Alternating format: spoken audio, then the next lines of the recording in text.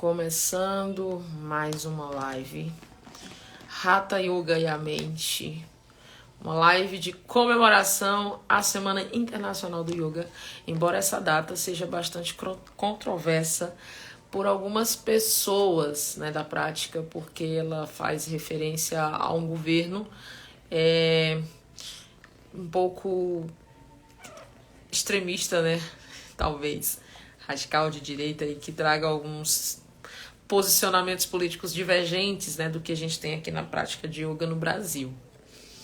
Então hoje eu vou falar um pouquinho, né, da prática, da disciplina e de uma coisa, né, que é os yamas, as condutas que a gente pode ter, né, com relação aos outros, que é a ahimsa, né, que pouca gente... Na verdade, pouca gente não, né, quando você inicia na prática, às vezes pode ser citado. Talvez não é fácil, porque a ahimsa fala de violência, né, da violência que a gente pode ter com relação às outras pessoas. Mas então vamos lá, né? Eu pontuei algumas coisinhas aqui importantes que eu não posso deixar de falar. Muitas vezes as pessoas que vêm para a prática de yoga, elas vêm por conta de alguma questão.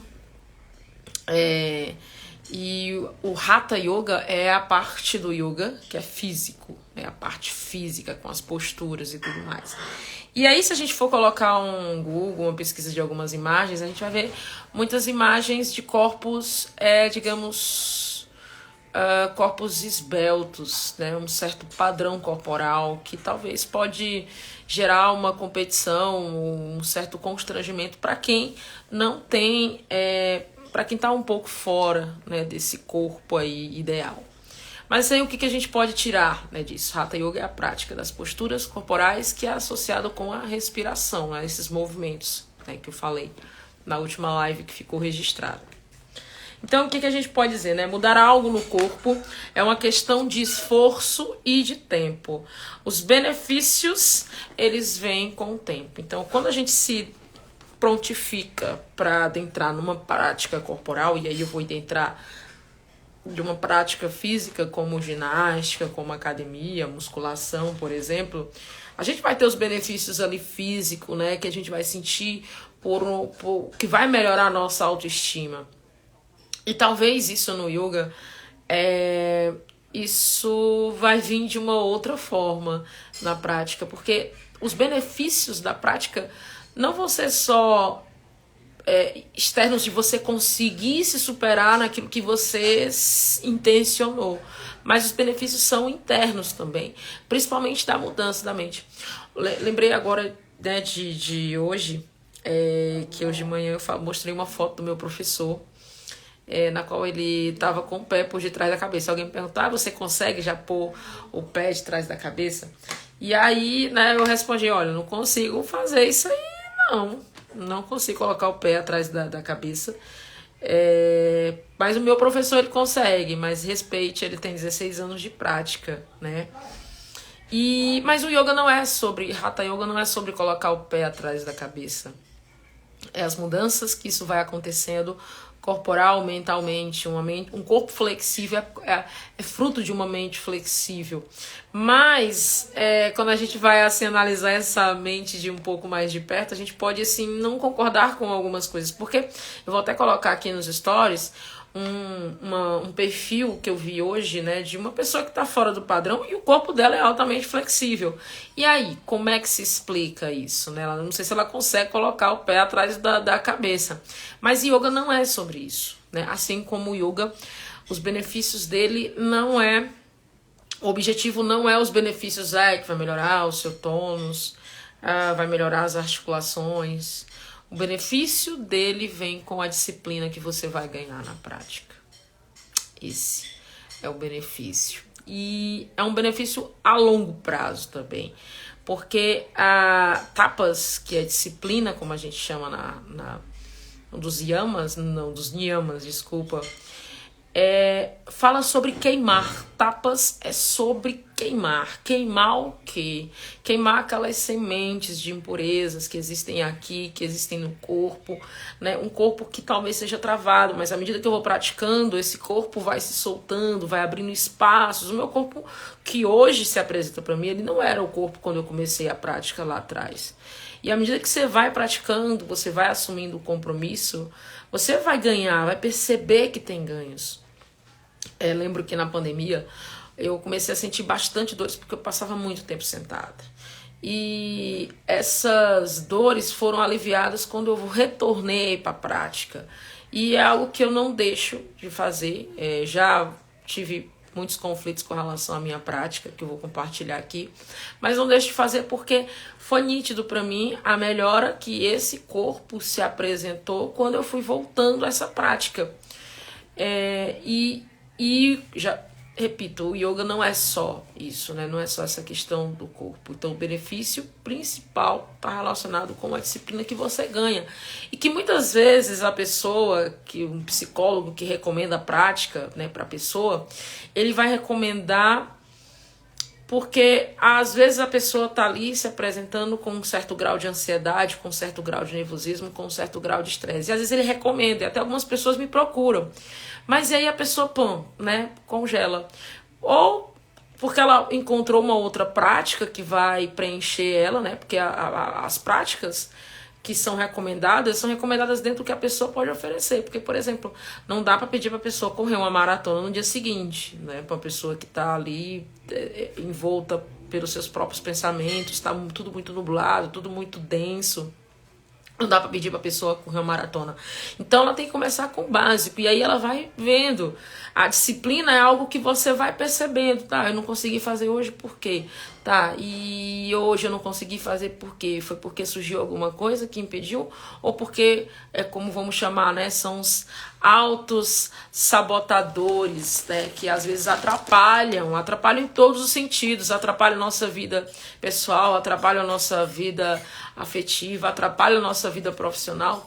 E quando você entra numa disciplina, e aí quando você é obrigado a entrar numa disciplina, você vai perceber que você consegue ultrapassar aquele antigo eu que não conseguia nem se levantar da cama. Então, a disciplina, ela traz esse ensinamento, que à medida que você pratica, você se dedica, uma transformação acontece, que é justamente a pureza de tapas, né? A pureza da disciplina. E aí a disciplina, como eu disse, ela vem na frente, né? E com o tempo, quando você pratica essa disciplina, outras coisas vêm, uma melhora na circulação. E aí alguém até perguntou pra mim, quando eu mostrei uma foto hoje, disse assim, tá, mas pra qual a necessidade disso? Qual a necessidade desse corpo extremamente flexível? Eu disse, olha, tu acha que isso é extremamente flexível, mas tem posturas que são mais desafiadoras do que essa que tu tá vendo. Mas qual é o ganho disso pra pessoa? A melhora das articulações. Por que acontece? O que acontece, um exemplo básico, o que acontece se você tem uma tesoura na sua casa e você deixa essa tesoura num canto e compra ela e nunca mais usa? Você tira ela do plástico, deixa ali e você não usa. O que acontece? Ela vai criar ferrugem, ela vai começar a ter, ela, apesar de ser nova, ela vai apresentar algumas dificuldades no corte. A mesma coisa é com o nosso corpo. Então, se eu não estou movimentando esse corpo, eu vou sentir uma dificuldade quando eu precisar usar esse corpo em um determinado momento. E é aí que é o grande trunfo das pessoas que sentam lá na cadeira do psicólogo, né, que são psicoterapeutas, e falam para a pessoa, por que você não tenta uma prática de yoga? Por que você não tenta uma meditação? E se tiver ao alcance da pessoa, a pessoa vai fazer. Então, às vezes é uma coisa simples, a pessoa não está se movimentando. Então, como é que ela vai sair de um estado onde ela tá entrando em contato com coisas mais densas da vida dela e se ela não se movimenta, que é o básico do yoga, você se movimenta, mas você não sai do lugar. Na verdade, você sai, né? Tem um parâmetrozinho ali que é 1,80, que é o tamanho do tapete do yoga. Então, se você não se movimenta, coisas vão enferrujar, o seu corpo vai se enferrujar, você vai se ver insatisfeito com o seu corpo, você vai ver a sua mente vai embotar como uma água parada, uma água suja, enfim, que acumula lodo, que acumula bichos, que acumula, que deixa de ser cristalina. Então a prática em si, o primeiro ganho é a disciplina. Você se disciplinando, ou na verdade você não precisa nem se disciplinar para alcançar uma perfeição, mas só o fato de você se dedicar e se conhecer nesse processo já é um grande progresso quando você sentar novamente na cadeira da psicóloga, né? E aí, que eu vou repontuar, né, que o que é importante dentro disso, da prática da disciplina, o movimento que você faz, os movimentos. Então, esse movimento que é repetitivo, assim, nossa, de novo, a mesma prática. Esse movimento é que vai te trazer cães. Eu fiz aqui uma careta que é minha gata. Passou aqui agora e meteu a unha no meu pé. Eu não consigo. Isso é que dá, né? Mas enfim, ela aparece no momento mais improvável. Então, o que a gente tem, né? Um corpo flexível, né? A gente vê visualmente, mas a gente não vê o que a pessoa fez para chegar nesse corpo flexível. A gente quer chegar, a gente quer o resultado e acha que o resultado vem em um mês. Não é bem assim. Então, não é bem assim que as coisas acontecem. E aí o que a gente tem? Então, quando eu tenho uma intenção muito objetiva de quando eu estou iniciando qualquer coisa, seja um yoga, seja uma academia, seja uma corrida, seja uma caminhada, eu tenho que jogar uma intenção. Por que eu estou começando isso? Por que eu estou fazendo isso? Porque o que acontece às vezes no sofrimento das pessoas? Elas melhoram e nessa melhora elas esquecem por que elas fizeram aquilo. Então essa melhora que elas têm faz com que elas esqueçam e aí elas voltam ao ponto de partida anterior e às vezes volta, né, o mesmo ciclo. E aí a pessoa vai entrar num ciclo repetitivo, que ela só vai sair desse ciclo repetitivo quando ela resolver quebrar esse ciclo. Outro ponto que eu anotei aqui que é com relação a como é a aula com os alunos. Então, às vezes não, geralmente, eu passo uma postura para um aluno que eu vejo que ele vai dar conta. Então, se esse aluno tem uma abertura muito boa, eu vou passar essa postura aqui para ele. Se eu vejo que ele ainda não está pronto, então eu não passo determinada postura para ele até ele alcançar um outro degrau com aquela postura. E aí o que a gente tem, né? Que os benefícios do yoga não são só físicos, né? E também não são mentais. Aí a gente entra numa coisinha que, como eu disse, tem o Hatha Yoga, tem o Raja Yoga, e o yoga não é só postura física. E aí eu lembrei de uma palestra com a Monja Coen, que ela fazia as aulas de yoga, mas teve um dia, algumas vezes, que ela ficou doente. E ela não pôde, né, fazer a prática de yoga dela. Então o que ela fez? Ela ficou sentada em meditação e ela ficou visualizando, ela fazendo todos os movimentos da aula dela de yoga. E é uma proposta alternativa, por exemplo, para quando você, por exemplo, não pode praticar. Porque existem algumas limitações com relação à prática de você fazer a prática física. Por exemplo, se você está doente, não é recomendado você fazer a prática de yoga. Porque quando a gente está doente, ou com febre, essa febre pode se espalhar pelo corpo, porque quando a gente está praticando yoga muito intensamente, o corpo esquenta. Imagina, já você está com 38 graus de febre, 39, e você vai movimentar mais energia no seu corpo, então você pode piorar a sua condição. Então não é recomendado a prática de yoga se você está se sentindo mal ou se está se sentindo febril.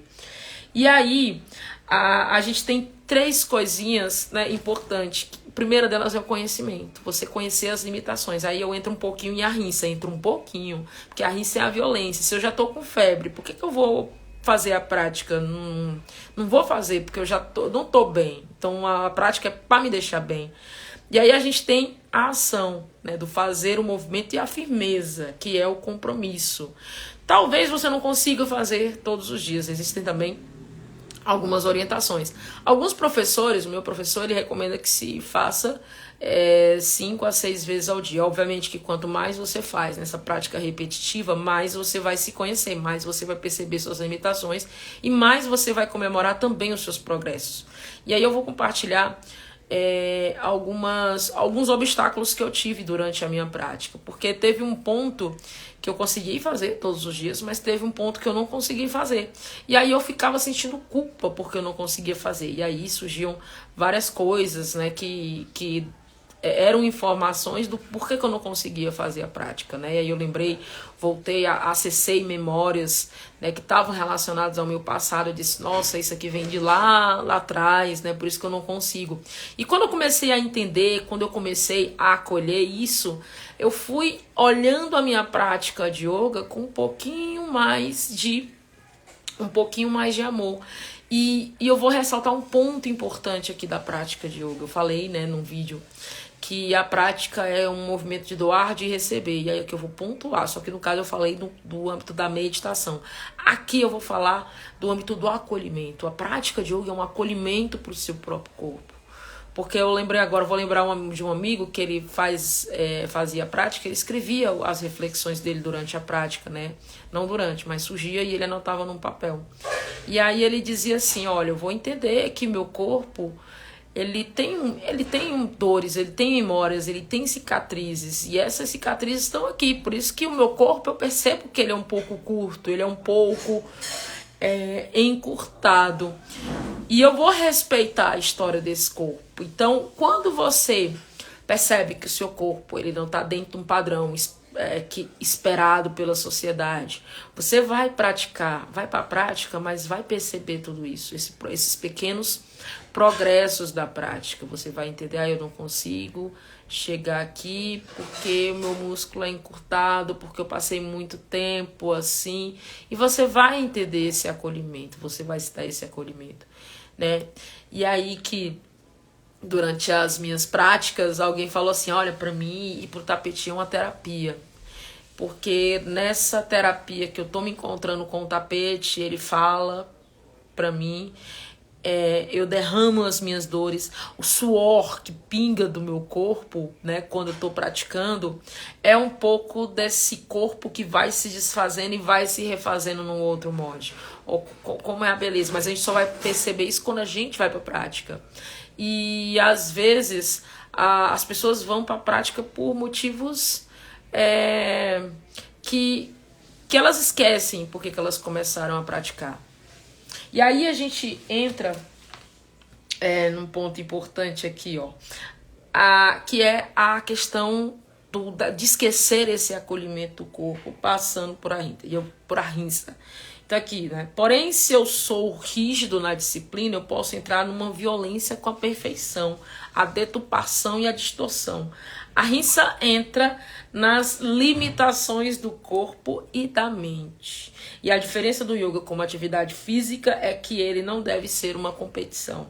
Essa é a grande diferença, por exemplo, do yoga para ser somente uma sequência de ginástica corporal. Essa é a grande diferença do yoga. Porque o yoga é um contato, uma conexão de você mesmo. Então, se eu tô me conectando comigo, por que eu vou olhar para a postura do outro? Eu não consigo fazer isso. Mas isso é impossível. Ou isso ou aquilo, nas reflexões que vão surgir dessa prática. Então, quando eu entendo isso, eu percebo que eu entro num estado de acolhimento com esse corpo, e que eu não estou numa competição, como a maioria dos esportes são, a maioria das práticas, e aí o yoga não é bem um esporte, apesar de estarem, né, se você botar campeonato de yoga, você vai encontrar, e aí isso traz algumas críticas de várias pessoas, porque o yoga não é uma competição, desde quando, né, e aí algumas pessoas têm um olhar diferente para algumas escolas de yoga, como por exemplo, Vinyasa e Ashtanga, que são práticas de yogas mais intensas e onde parece que existe uma competição ali. Só que se a pessoa for para a prática, né, praticar num conjunto com outras pessoas, que é o que a gente chama de sadhana, ela vai ver que não é bem assim essa sequência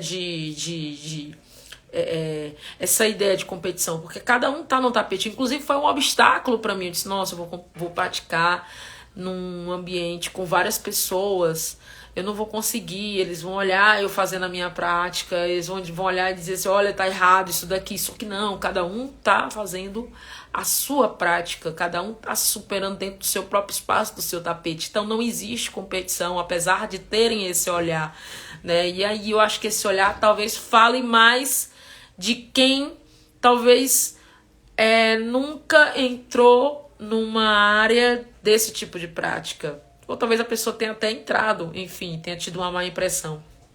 Mas só você entrando na prática para você saber. E numa prática também com outras pessoas. Então tem 2 pontos. A prática pessoal, sozinha ali, solitária. E a prática com outras pessoas. Para você sentir e para você ir acessando as coisas que estão ali, que eu falei, né, que são as 3 coisinhas que atrapalham o ego, o apego e o medo, que atrapalham o desenvolvimento, a evolução, né, na nossa prática. E aí, não há nada a provar para ninguém, não há nada a provar numa prática de yoga. Eu não preciso violentar o meu corpo, porque se eu estou conectado o tempo todo com a ahimsa, por que eu vou ficar violentando o meu corpo seguindo outras pessoas que têm uma outra história, que já tem 20 anos de yoga, então não faz sentido. E se a gente for ver pessoas mais antigas da prática, elas não estão mais numa prática, né, de quando elas começaram ou de quando elas estavam com 4, 5, 10 anos de prática. Então elas vão deixando certas coisas dentro da própria prática e colocando outras coisas como prioridade, como por exemplo a família. Então se yoga é conexão, eu vou tá envolto só na minha prática, né? Faz parte da própria escolha e maturidade da prática de yoga, você também priorizando com o tempo outras coisas. Não preciso, tô satisfeita, não preciso estar fazendo essa postura aqui extremamente desafiadora. Vamos fazer outra postura, que é a minha postura com relação à minha família, à minha sociedade, né? A sociedade que eu vivo, a minha sociedade, mas a sociedade em que eu vivo. E aí, a gente tem esse ponto do recuar, de eu recuar na minha prática, e eu recuar com total segurança do que eu estou sentindo com esse recuo, porque não é um recuo de arrependimento, é um recuo de satisfação. Não preciso mais alcançar esse ponto aqui, estou satisfeita, tá satisfeita aqui minha prática, que é um ponto que em parte, né, estou passando por esse ponto de satisfação com a minha própria prática, embora haja uma pontinha ali de crítica também. E aí o yoga, ele não é uma performance, já repeti, vou repetir de novo, né? E aí o que seria do Raja Yoga, que é só meditação, né? Como eu provo os ganhos que estão aqui enquanto eu ganho? Como eu provo os ganhos que eu tive com a prática, sendo que as pessoas não vão ver? E aí foi até um ponto de uma conversa que eu tive com uma pessoa, e aí ela disse assim, o ponto é que quando você compra alguma coisa, você tá ali, as pessoas estão vendo que você comprou aquilo.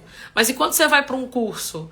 Quando você vai aprimorar algo que vai ficar aqui na sua mente, e só cabe você transformar isso que está aqui para outras pessoas. Ninguém vai ver esse benefício. Não tem como você estampar, tirar uma foto disso e postar no seu feed do Instagram. Não tem. Então tá aqui. E o que tá aqui vai se transformar em atitude. As pessoas vão perceber. E as pessoas vão, realmente, a pessoa tá diferente. Essa prática realmente está transformando ela. E aí as pessoas percebem isso, mas com atitudes. Então a diferença é que o yoga, né, os benefícios, não vai dar, talvez, com uma prática, uma postura aqui e ali que você vai fazer, mas os maiores ganhos estão aqui na mente, transformados em atitudes, né, que as pessoas vão perceber no dia a dia. E aí eu vou citar, né, falei da prática, falei da importância da disciplina que você estende para todas as áreas da sua vida, e aí a gente entra no ahimsa, que é a violência. Para o yoga, a ahimsa não é só violência, ahimsa é estresse. Porque se alguém me fecha no trânsito, a primeira coisa que eu faço é fechar a cara. E aí eu vou tentar colocar para fora aquilo que eu tô fulo da vida. Então eu tô entrando num estado de estresse por alguma coisa que me desequilibrou. E aí o que que yoga vai fazer? O yoga ele vai te pegar do estresse, ele vai te levar do estresse e vai te levar para um estado de relaxamento.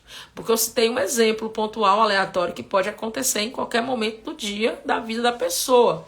Mas o estresse, ele vai muito mais além disso.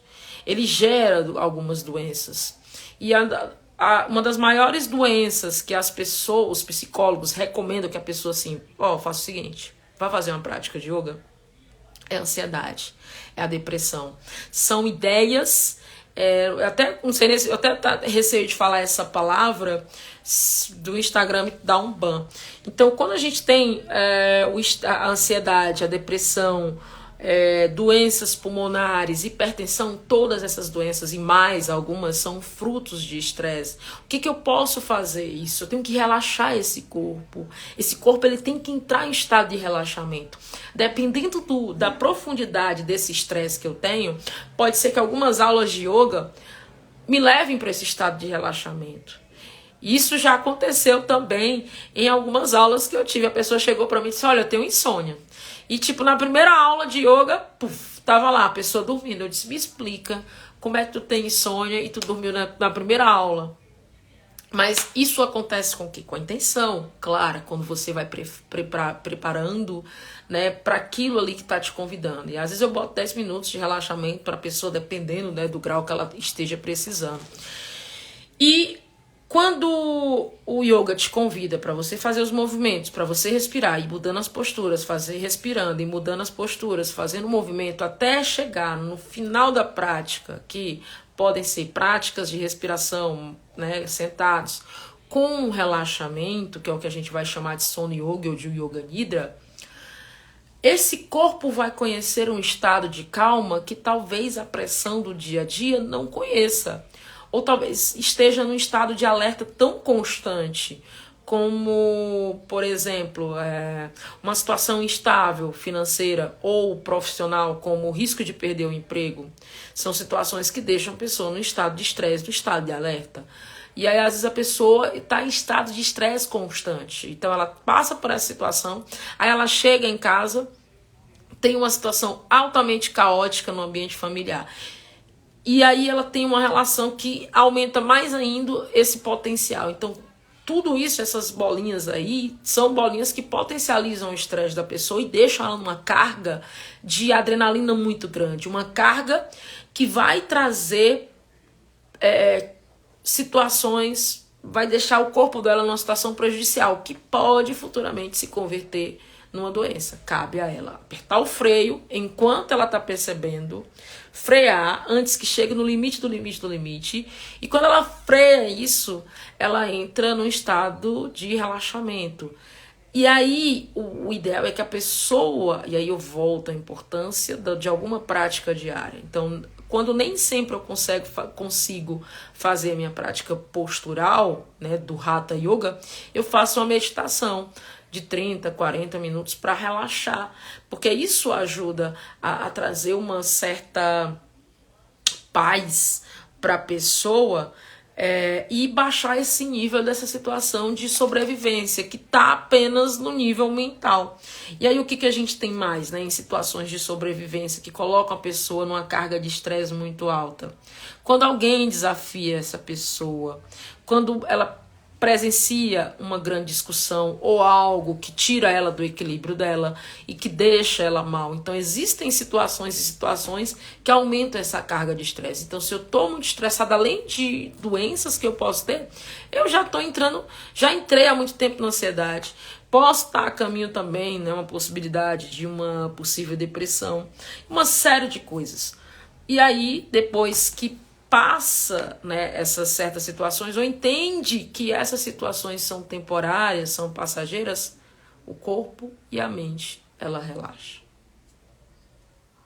É isso que a gente pode entender da prática de yoga, o objetivo principal, a disciplina. E para a pessoa que talvez precise praticar ou que não faça nenhuma atividade que movimente esse corpo, ela precisa levar esse corpo a lugares conhecidos. Ou não, talvez a pessoa nem conheça esse lugar. Mas um estado constante, onde ela vai praticar esse relaxamento. Ela vai acostumar, olha, você está acostumado com estresse, mas espera aí, deixa eu te pegar no colo e deixa eu te levar para tu conhecer uma outra coisa que também é boa. Pode ser muito seguro para você conhecer essas situações estressantes, mas vamos aqui conhecer um relaxamento. Olha, não é gostoso também esse relaxamento? Você pode fazer isso, talvez você não tenha um ambiente familiar propício, ou talvez você não tenha um emprego que te dá certas seguranças ou garantias, mas leva para esse estado. E aí entra a visualização, né, de você visualizar de um estado de relaxamento constante, com mais frequência, e você vai conhecendo esse lugar. No início não é fácil. Quando você se acostuma com a prática, isso vai se tornando mais frequente, tá? E aí, eu coloquei umas coisas, mas eu vou deixar essas coisas aqui para uma próxima live, né? Porque ela requer uma certa explicação. Mas enfim, vou só pontuar aqui algumas coisas, 3 coisinhas que eu coloquei, né? Que eu acho que não dá tempo. Que quando a gente entra, né, na prática do Hatha Yoga, a gente tem 3 tipos de mente. As mentes Rajas, né, a mente Sattva e a mente Tamas. O que é a mente Tamas? A mente Tamas é a mente que ela é bem botada. Como eu falei no início da live, às vezes o psicólogo ele recomenda para a pessoa para que ela se movimente, para que ela conheça outros lugares, para que ela expanda um pouco a mente dela, para que ela se movimente caso ela tenha o hábito de não querer, né, achar muito confortável aquela zona que ela tá ali. Então, quando ela se movimenta, ela quebra certos lugares. E uma mente tamásica é uma mente que ela é capaz de fazer mal a ela mesma. Ela talvez não faça mal para ninguém, mas ela faz mal a ela mesma. É aquela água que você deixou parada ali certo tempo e ela vai começar a criar bolor, vai começar a criar fungo, vai começar a criar coisas que vão deixar aquela água inconsumível. Então a mente, quando ela não é estimulada, e pessoas com depressão têm essa disposição, isso vai embotando aqui. E aí o que é aconselhável para essa pessoa? Se movimente, faça alguma coisa, né? Sim, dependendo de cada caso, né? Para algumas pessoas a movimentação em períodos de TPM é essencial para a pessoa, porque talvez o que vai acalmar ela é esse movimento, porque é a mesma coisa, você vai pedir para uma pessoa que tá com raiva, fica calmo. A pessoa vai, olha, tenha sorte essa pessoa não te responder de algum jeito, porque às vezes a pessoa precisa, né, expulsar isso daí. Então vai depender muito, né, de que situação se apresenta. Aí qual é a mente Raja, já que você falou do movimento, né, já é uma mente muito ativa, ela é uma mente que faz mal a ela mesma e ela ainda faz mal aos outros, a mente Rajas. E qual é o equilíbrio? Ter a mente Sattva, caminhar para as coisas que vão te deixar mais calmo e perceber qual é o equilíbrio desses extremos que você está experimentando. A mente Sattva é essa. E aí a mente Sattva passa não só em adotar certas posturas que vão beneficiar a pessoa, mas que vão beneficiar os outros ao redor, porque a mente Sattva, uma pessoa Sattva, ela também está se movimentando, mas ela se movimenta de um jeito que as pessoas, nossa, gostei do jeito que essa pessoa falou. Essa pessoa tem um jeito, né, que gostei do jeito que ela, né, ela me explicou isso daqui. Então, a pessoa Sattva, ela conhece esses extremos. E aí, mas nem sempre pode ser que ela se apresente, né, de uma forma tranquila para todo mundo, tá? Em outro momento eu vou falar disso daqui, porque isso aqui passa também pela alimentação, né? Existem alimentos, e aí o yoga, ele faz algumas recomendações, que alguns tipos de alimento você não ingira, né? Ingira, não sei se a palavra é correta, mas você traga esses alimentos para dentro do seu corpo, porque o que é a prática? Você ter disciplina, você adquirir consciência, e você perceber que não só os seus pensamentos têm que ser escolhidos, quanto algumas palavras, a forma como você vai dizer, como alguns alimentos que você vai trazer para dentro do corpo. Vou dar 2 exemplos, né? Um alimento que pode ser considerado rajas, que é o café.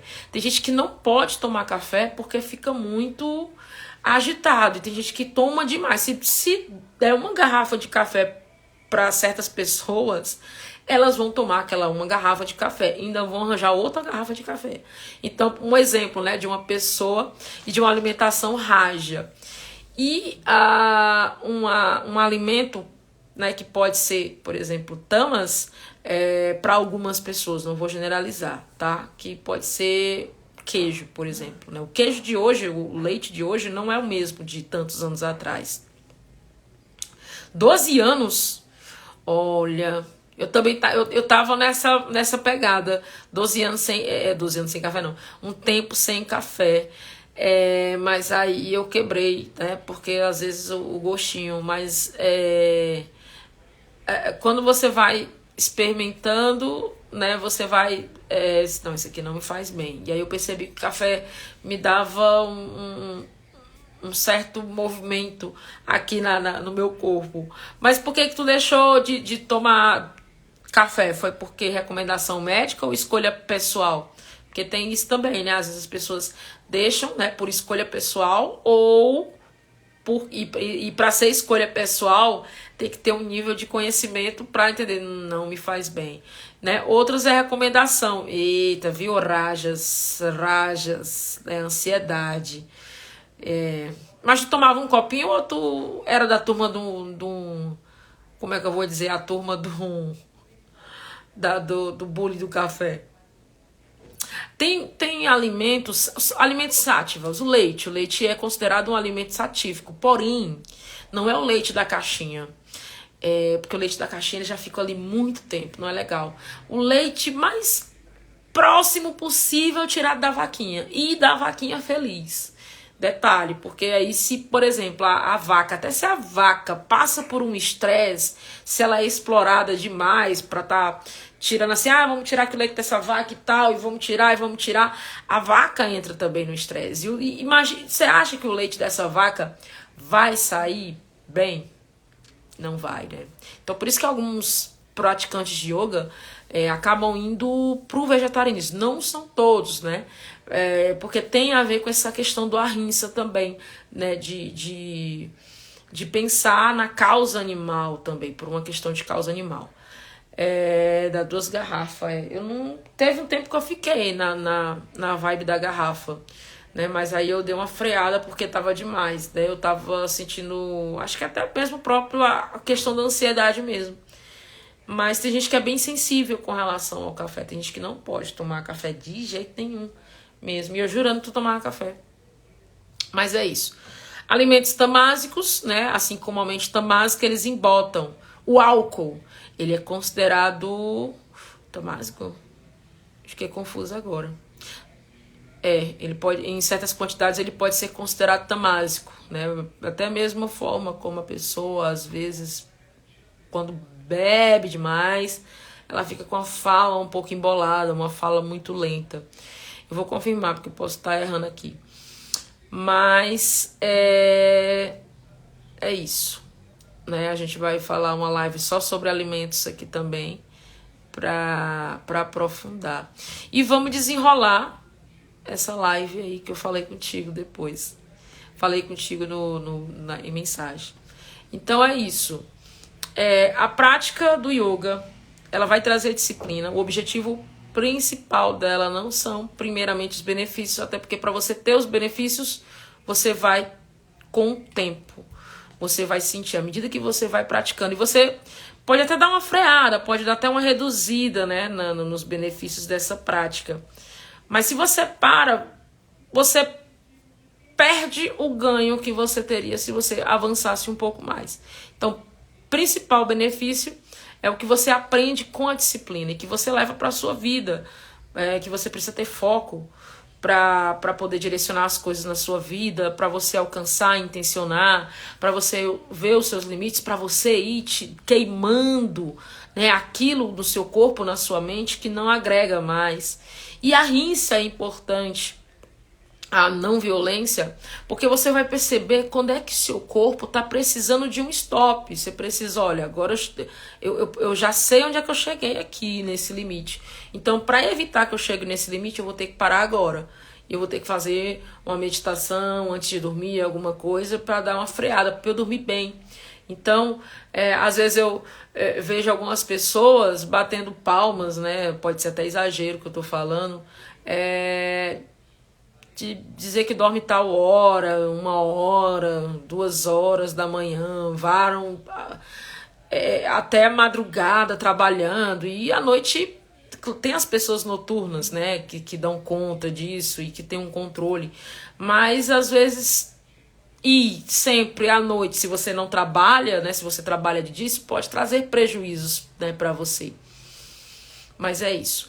Então a prática, né, faz você perceber quando é que você precisa dar um stop, quando você precisa relaxar, antes que esse estresse, que também é violência contra o próprio corpo, se manifeste através de certas doenças, como ansiedade, como depressão, como doenças pulmonares, como outro nível de doenças que vão se manifestar no corpo físico. Então esse corpo físico aqui, quando a doença chega nesse aqui, é porque ela já tá ali no corpo mais sutil.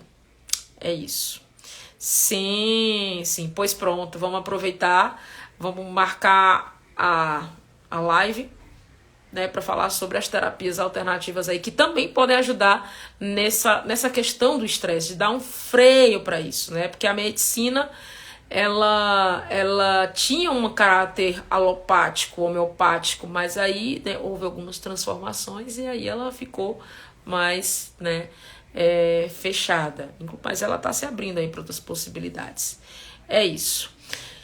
Então, agradeço a todos que assistiram essa live. Então, vocês podem assistir. E aí eu vou pegar alguns recortezinhos aqui e colocar partes importantes dessa live. É isso. Obrigada para quem assistiu. E amanhã tem live de mantras e manas. O poder da palavra. Quem gosta de um Ho'oponopono, quem gosta de um Japamala, quem gosta de ouvir música, não pode perder a live de amanhã às 8 horas. É isso. Até mais. Obrigada.